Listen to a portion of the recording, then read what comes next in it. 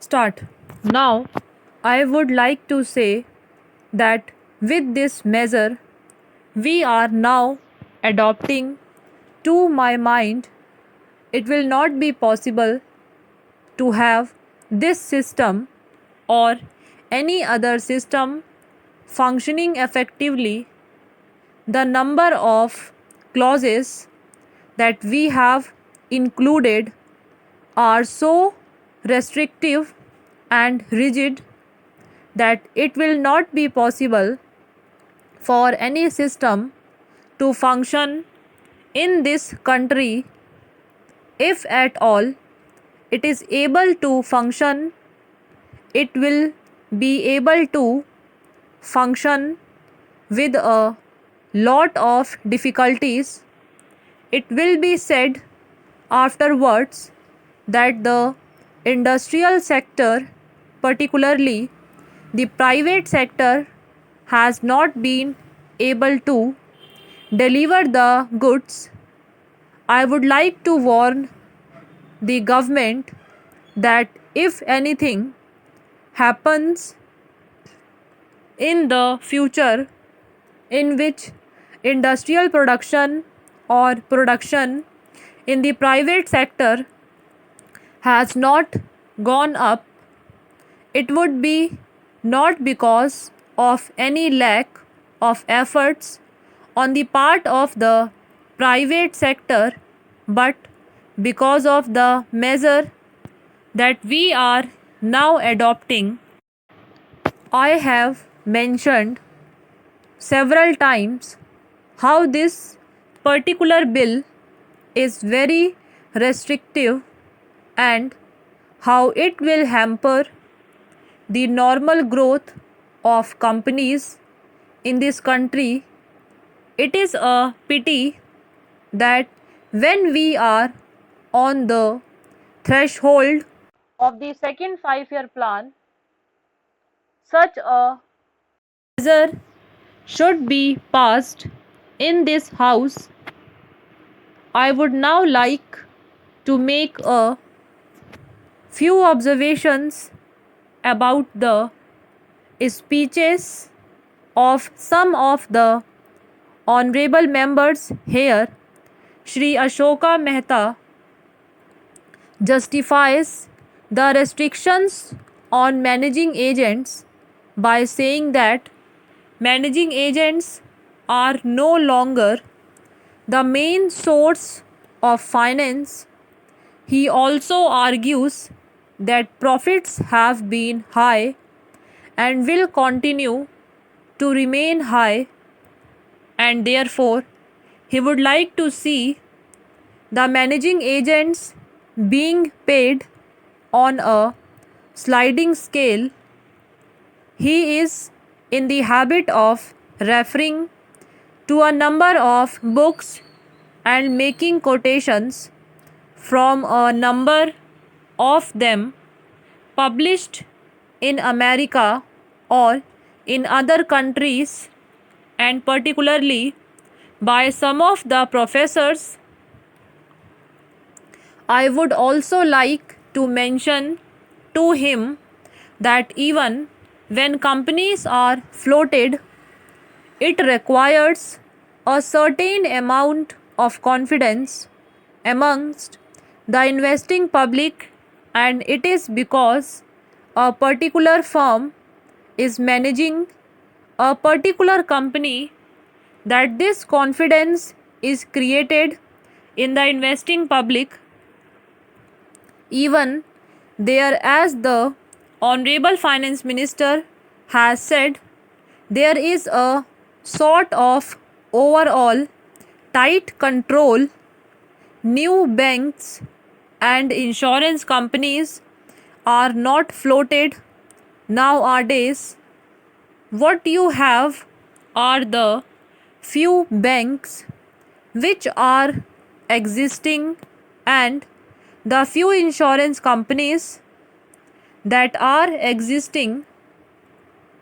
The other point is that the credit worthiness of the managing agency firm does count to a certain extent in getting credit from the banks and other financial institutions. Yesterday, it was mentioned by my honorable friend that the crux of the problem is the question of payment of remuneration to a particular managing agency system. He said that in this bill, a definite encouragement has been given to the alternative type of management, namely the managing director or the manager, where an individual has been permitted to take 5%, while in the case of the managing agency, it has been permitted to take about 10%. I would like to point out to him that it is not merely the question of remuneration which will decide the alternative type of management. The remuneration is not a very important thing unless and until you allow a certain amount of flexibility for any system to function. It will not be possible to evolve any other system to take the place of the managing agency system. In spite of so many shackles, you may find that those few business houses which are carrying on now may have to carry on the present basis. You may not find many new people coming in the field. Several times it has been mentioned in this house why the business community has not prescribed for itself a code of conduct. In this connection, I would like to point out that a degree or diploma is essential for the profession, and in case of violation of the code, sanction should be provided by it to prevent a person from practicing the profession. Today, even Ashoka Mehta and Shri C.C. Shah can set up a grocery shop and become businessmen. Nobody lays down any condition for starting business, and nobody can prevent others from continuing it. But I would like to point out that with regard to the code of conduct, there is a certain amount of ethics and there are certain standards and traditions on which business houses function. If a particular firm has not got proper ways of managing its business, you will find that business house will find it difficult to function, and it would be difficult for it to command the confidence of the business community.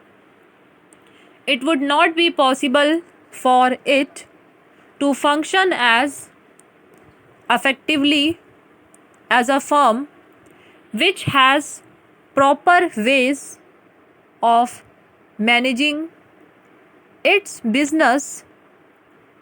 That is sufficient as a code of conduct. It is not possible to prescribe a certain code of conduct in the manner it has been done for the profession in general.